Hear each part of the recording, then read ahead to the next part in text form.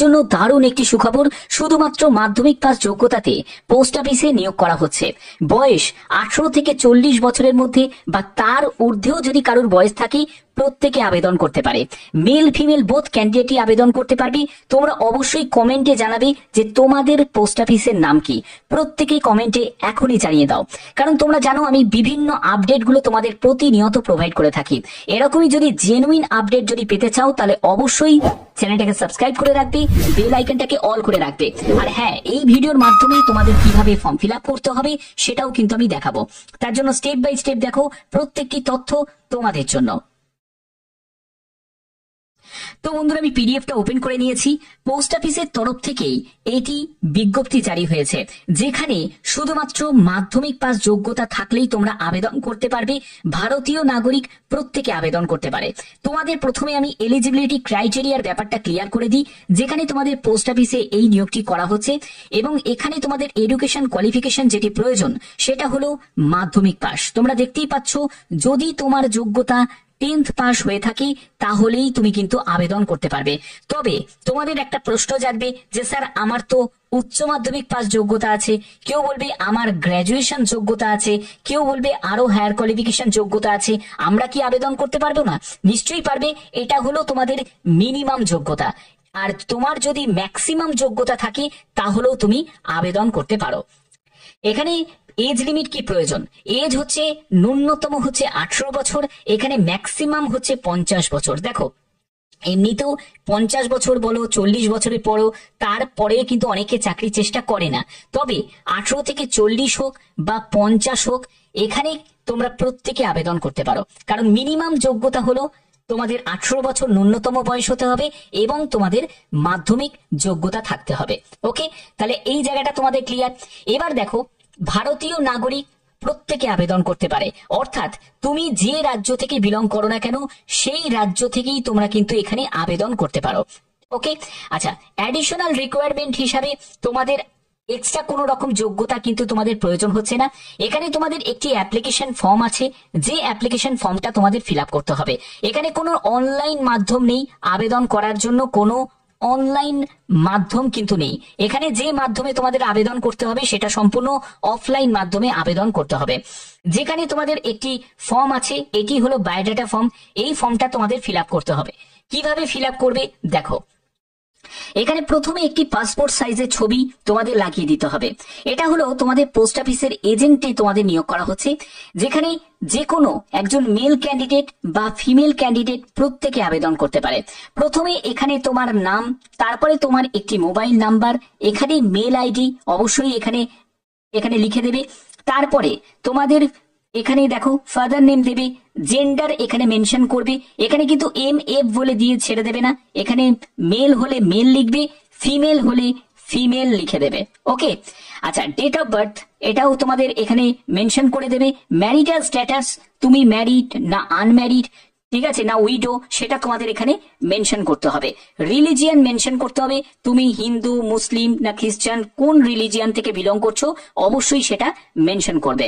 Language is known, অর্থাৎ তোমার language কি সেটা কিন্তু অবশ্যই মেনশন করবে।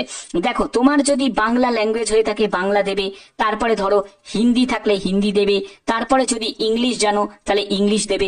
এই ল্যাঙ্গুয়েজ কিন্তু অবশ্যই তোমরা মেনশন করতে পারো। এরপরে হচ্ছে তোমাদের কোয়ালিফিকেশন। এখানে ন্যূনতম যোগ্যতা হলো মাধ্যমিক, তো মাধ্যমিক যোগ্যতা দিয়েও তুমি ছেড়ে দিতে পারো। এছাড়া চাইলে তুমি হায়ার কোয়ালিফিকেশনও দিতে পারো।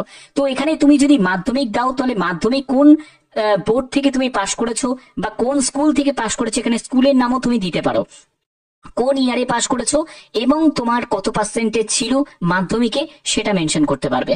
এবারে হচ্ছে তোমার যদি উচ্চ মাধ্যমিক যোগ্যতা থাকে তুমি উচ্চ মাধ্যমিকের ডিটেলসটা দেবে, ঠিক আছে, তোমার উচ্চ মাধ্যমিকে বোর্ড বা তোমার স্কুলের নাম, কোন ইয়ারে পাশ করেছো এবং কত পার্সেন্টেজ নাম্বার আছে। ডিগ্রির ক্ষেত্রেও কিন্তু সেম তোমাদের কিন্তু সেটাই দিতে হবে। এবার তোমাদের একটা প্রশ্ন জাগবে যে স্যার এখানে কি তাহলে মাধ্যমিকের পার্সেন্টেজের ভিত্তিতে সিলেকশন করা হবে? একদমই নয়। কোনো মাধ্যমিকের পার্সেন্টেজের ভিত্তিতে কিন্তু এখানে সিলেকশন করা হচ্ছে না। এখানে যেটা হবে, তোমার ফর্ম ফিল আপ দেখা হবে, যে তুমি যে আবেদন তুমি করেছো সেটাকে স্ক্রুটিনি করা হবে, তার যোগ্যতাগুলোকে চেক করা হবে। যারা যোগ্য প্রার্থী তাদেরকে পার্ট বাই পার্টে ডাকা হবে। ঠিক আছে, এক্সপিরিয়েন্সের কোনো প্রয়োজন নেই, যদি থাকে দিতে পারো, বাট এক্সপিরিয়েন্স এখানে কিন্তু কোনো রিকোয়ার্ড নেই। ওকে, আচ্ছা, এবার হচ্ছে তোমাদের অ্যাড্রেসের ডিটেলস। একদম তোমার যা অ্যাড্রেস আছে, পার্মানেন্ট যে প্রেজেন্ট অ্যাড্রেস আছে সেটা কিন্তু এখানে মেনশন করতে হবে, আপ টু তোমাদের পিনকোড পর্যন্ত। এখানে পিনকোডও দেবে, পুলিশ স্টেশন দেবে, পোস্ট অফিস তো অবশ্যই মেনশন করবে, এবং তোমরা অবশ্যই কমেন্টেও জানিয়ে দাও এখনই যে তোমাদের নিয়ারেস্ট পোস্ট অফিসের নাম কি, এবং এখানে প্লেস দেবে, এবং যে ডেটে তুমি অ্যাপ্লিকেশন ফর্মটা পাঠাচ্ছ সেই ডেটটা কিন্তু এখানে মেনশন করতে হবে এবং তোমাকে সই করতে হবে। পোস্ট অফিসের মাধ্যমে পাঠাতে পারো, গিয়ে তুমি জমাও দিয়ে আসতে পারো। ঠিক আছে, এবার দেখো যে তোমাদের কি কি ডকুমেন্টস এখানে নিড আছে। যে ডকুমেন্টস গুলো এখানে নিড আছে সেইগুলো তোমাদের এখানে বলে দিচ্ছি। দেখো কোন কোন ডকুমেন্টস গুলো এখানে লাগবে। ওকে, তো এইখানে একটা জায়গা আছে যেখানে তোমাদের ডকুমেন্টস গুলো কি কি লাগছে। তো এবার দেখো যে তোমাদের কি কি ডকুমেন্টস লাগবে। এখানে যে ডকুমেন্টস গুলো লাগবে, এই ডকুমেন্টস গুলো ছাড়া কিন্তু আবেদন কিন্তু ইনকমপ্লিট হয়ে যাবে। তার জন্য অবশ্যই কিন্তু এই জায়গাটা খেয়াল রাখতে হবে। যদি ইনকমপ্লিট ইনফরমেশন হয় বা ইনকমপ্লিট যদি তুমি ডকুমেন্টস যদি না দাও, তাহলে কিন্তু সেই আবেদন রিজেক্ট হয়ে যাবে, কারণ যেহেতু আবেদন মূল্য লাগছে না। এই জায়গাটা তোমাকে অবশ্যই খেয়াল রাখতে হবে। তো প্রথমত যেটা লাগছে সেটা আইডি প্রুফ লাগছে। তো আইডি প্রুফের জন্য নয় Aadhaar card, voter card, passport, any other government ID, সেটা কিন্তু তোমাদের প্রয়োজন হচ্ছে। অ্যাড্রেস প্রুফের জন্য তোমাদের সেই আধার কার্ড দিলেই অ্যাড্রেস প্রুফ হয়ে যাবে। তারপরে হচ্ছে তোমার এখানে দেখো এডুকেশনাল সার্টিফিকেট, অর্থাৎ মাধ্যমিক যেহেতু যোগ্যতা, মাধ্যমিকের তোমাদের সার্টিফিকেট লাগছে। এনি হায়ার এডুকেশন যদি সার্টিফিকেট থাকে সেটাও তুমি সঙ্গে ক্যারি করবে, এবং সঙ্গে সেলফ অ্যাটেস্টেড কপিও কিন্তু অ্যাটাচ করে দেবে। এরপরে হচ্ছে পাসপোর্ট সাইজের ছবি, সেটা তোমাদের লাগছে, এবং বায়োডাটার নির্দিষ্ট জায়গায় পাসপোর্ট সাইজের ছবিটাও কিন্তু তোমাদের লাগিয়ে দিতে হবে। এই জায়গাটা আছে সেখানে তোমাদের পাসপোর্ট সাইজের ছবিটা এখানটা লাগিয়ে দিতে হবে। ঠিক আছে, এরপরে কি লাগছে, এরপরে হচ্ছে রিসেন্ট পাসপোর্ট সাইজের ছবি লাগছে। এক্সপিরিয়েন্সের কোনো প্রয়োজন নেই, এটার কোনো রিকোয়ার্ড এখানে নেই। ঠিক আছে, যদি থাকে থাকতে পারে, যদি না থাকে তাহলেও হবে, অসুবিধা কিছু নেই। তো এই সব ডকুমেন্টস তোমাদের প্রয়োজন।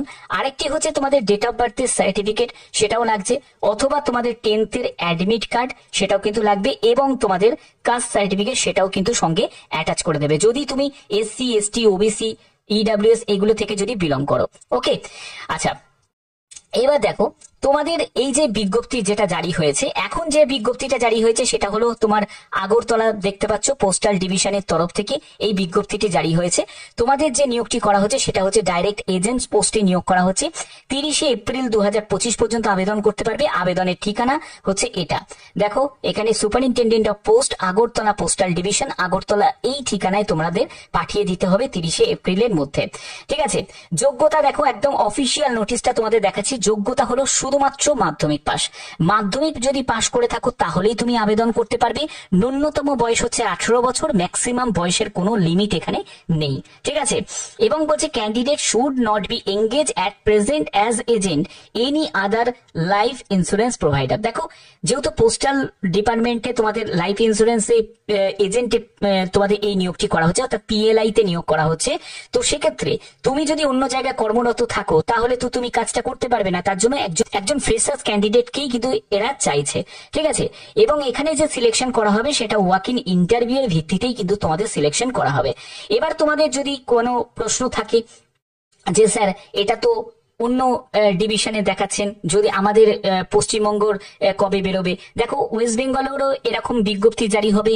যারা যারা আসাম বা গুয়াহাটি থেকে দেখছো তাদের জন্য কিন্তু এরকম পোস্টাল ডিপার্টমেন্টের বিজ্ঞপ্তি জারি হবে। তার জন্যই বললাম যে তোমরা অবশ্যই কিন্তু তোমরা তোমাদের পোস্ট অফিসের নাম প্রত্যেকে উল্লেখ করবে, যাতে তোমাদেরও যখন কোনো আপডেট আসবে সেই আপডেটটা পৌঁছে দিতে পারি। আর এখানে আমি তোমাদের বলে রাখি, এখানে কিন্তু তোমরা যে কোনো রাজ্য থেকে আবেদন করতে পারো, অল স্টেট থেকে তোমরা এখানে আবেদন করতে পারো, যে কোনো রাজ্য থেকে, কারণ এটি ভারতীয় নাগরিক প্রত্যেকে আবেদন করতে পারে।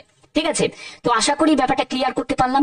এরকমই যদি গুরুত্বপূর্ণ আপডেট চাও তার জন্য অবশ্যই চ্যানেলটাকে সাবস্ক্রাইব করে রাখবে, বেল আইকনটাকে অল করে রাখবে। এখনের মতো এটুকুই, টাটা।